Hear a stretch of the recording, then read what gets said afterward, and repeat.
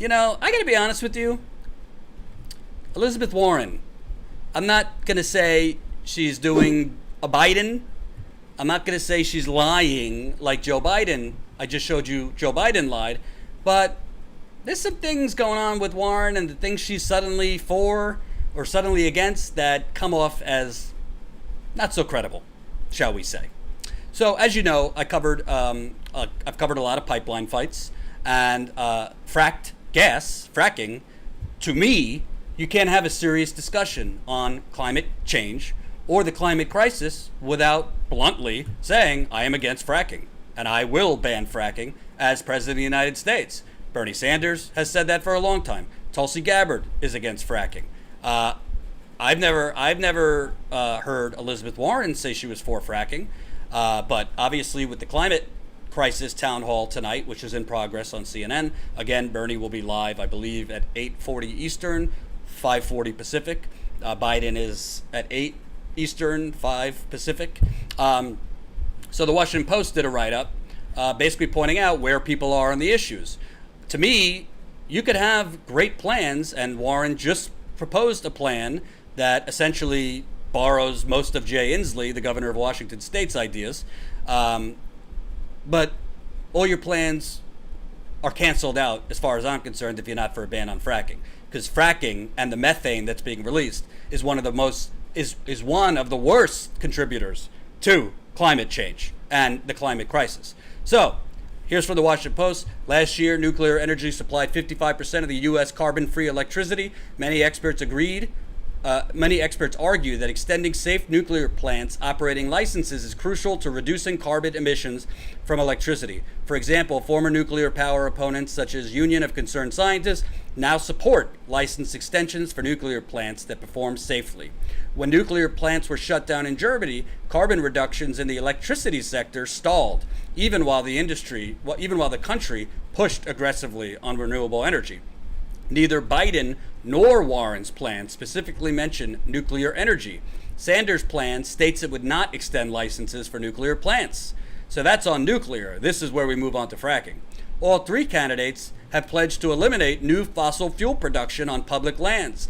However, they take different positions on natural gas fracking. This is also propaganda from the Washington Post and others. They shouldn't be called natural gas because it ain't natural. It is fossil fuels. And the hydraulic fracking process is not a natural process. There's a lot of toxic chemicals used to extract these fossil fuels from underneath the ground. So, Washington Post says they take different positions on natural gas fracking, which some scientists think is contributing to increasing methane emissions, a potent greenhouse gas. Yeah, some scientists think fracking is increasing methane, just like all of them. The Washington Post. Can I give how many Pinocchios can I give the Washington Post for this absurd language, masters journalism? It's not some scientists who say this. It's the majority of scientists. Fracking releases methane into the air. It ain't opinion. It's fact. So, Sanders is committed to banning fracking altogether. Warren is committed to regulating and limiting it. Biden has not explained his position and has been criticized by environmental groups for having a senior advisor tied to the fossil fuel industry. Of course, Biden isn't going to admit it. Of course, he's not going to be specific. And he's maybe tonight, he'll call for a ban on fracking. I doubt it. But a reporter from Vox asked the Warren campaign about the difference between Bernie and her on fracking. Apparently, this is today, Warren says she fully supports a national fracking ban. And before we get to more on Warren, I just want to reiterate how dangerous fracking is. I mean, this is from Princeton University. A more potent greenhouse gas than carbon dioxide, methane emissions will leap as the earth warms. While carbon dioxide is typically painted as the bad boy of greenhouse gases, methane is roughly 30 times more potent as a heat-trapping gas. New research in the journal Nature indicates that for each degree that the Earth's temperature rises, the amount of methane entering the atmosphere from microorganisms dwelling in lake sediment and freshwater wetlands, the primary sources of the gas, will increase several times. As temperatures rise, the relative increase of methane emissions will outpace that of carbon dioxide from these sources, the researchers report. The finding condenses the complex and varied process by which methane, currently the third most prevalent greenhouse gas after CO2 and water vapor, enters the atmosphere into a measurement scientists can use. So, essentially, fracking, bad. Worse than carbon dioxide. This is from Josh Fox. 2016 in The Guardian. Our movement and our scientists, by contrast, do have the courage to identify what needs to be done. This would mean no new fracking in the US or the UK. You cannot be a climate leader and support fracking. It is a form of climate denialism.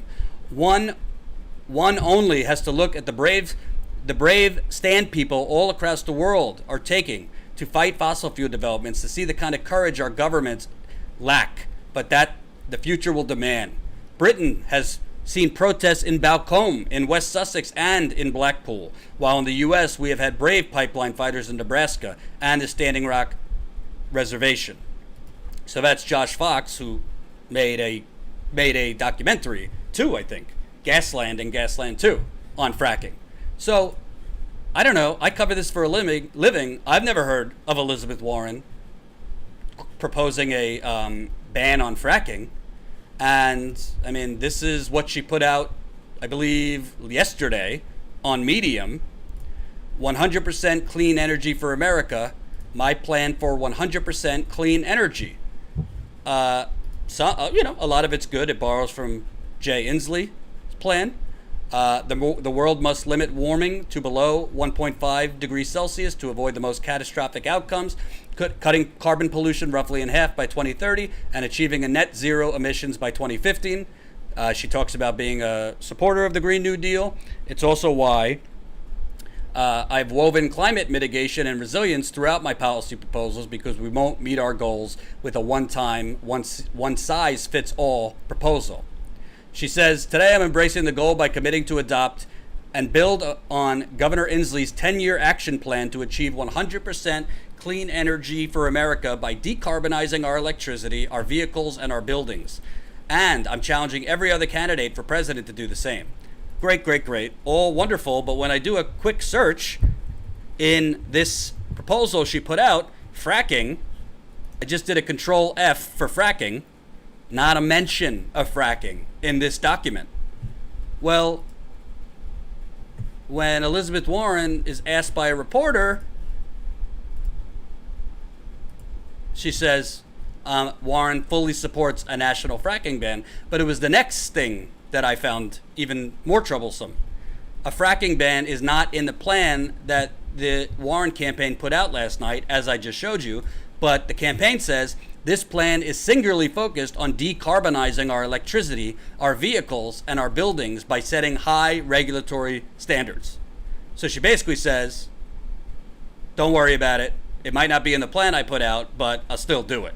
What's amazing to me, Elizabeth Warren, it's not on her website that she's calling for a ban on fracking. It's not on her climate plan that she just put out that she's calling for a ban on fracking.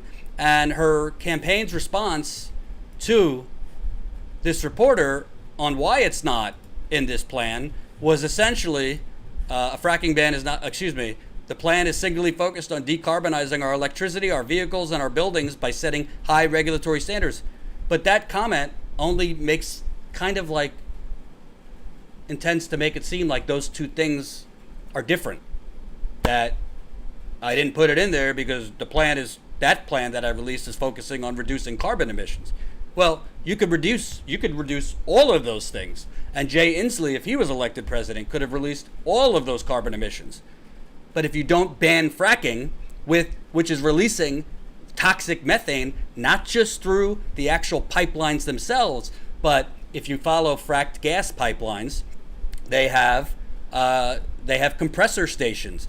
Jen and I went to Virginia last year, and we were covering the fight in Union Hill, Virginia, a historically black community. It has freed slaves buried there at a church, and they were building a fracked gas pipeline's massive compressor station right in the middle, right on top of where freed slaves are buried.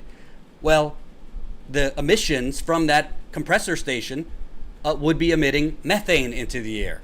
So you can't say, oh, in one breath, oh, that thing I put out is only about carbon.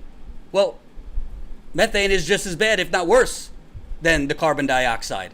So your plan might be good on reducing carbon, but if you're not boldly calling for a ban on fracking, are you really calling for the most effective plan? And are you really fighting for the right things? Now, as you know, lithium says, and water is on fire. Fracking is dangerous and a threat to our water, our air, our animals, our sacred land, all of those things. But what I find interesting about this, okay, Warren today is against fracking. Again, she is championed as the most specific candidate. So you would have to think if she really believed this all along, it would have been very, very easy to find. It would have been on her website. She would have talked about it in interviews about what we need to do about climate change. I couldn't find anything. Neither could Jen. The other thing is, why is it? Why is it? Why would you think she would not push a ban on fracking? Well, if you want to be cynical, call me Cynical Susie. If you want to be cynical about it, I mean, she has said that if she becomes a nominee, she's not going to unilaterally disarm. She's going to take money from bigger donors. Well, if Elizabeth Warren is talking about not shunning corporate money if she becomes the nominee, which means she would take money from the banks, she would take money from the pharmaceutical companies, she would take money from oil companies. Well, the banks are heavily invested in fracking. The banks are heavily invested in fracking. They're invested in all these pipelines from Dakota Access to Keystone, Atlantic Coastline, Mountain Valley. That's my viewpoint. She's suddenly against fracking. She wasn't. I'd love to be wrong if somebody could find where she has had it on her website or very, very publicly called for a ban on fracking. I haven't been able to find it, but she said it today, conveniently on the day of a 8-hour-long climate crisis town hall, which she'll be on. Bottom line, whether you're an environmentalist, progressive, or just somebody with a brain who knows, fracking is one of the biggest contributors to climate change and the climate catastrophe. So even if all of these things are able to be done, decarbonizing and all these things in 10, 20 years, whatever the case may be, it's not enough if you don't ban the fracking. I don't trust that Elizabeth Warren truly is for banning fracking because she just suddenly said so today. Hope you enjoyed that last video. Hop on over to statuscoup.com where you can sign up for our email list and become a member for as low as $5 to $10 a month. Membership is how we grow. That's statuscoup.com/join. And remember, join our email list so we can grow the revolution with you.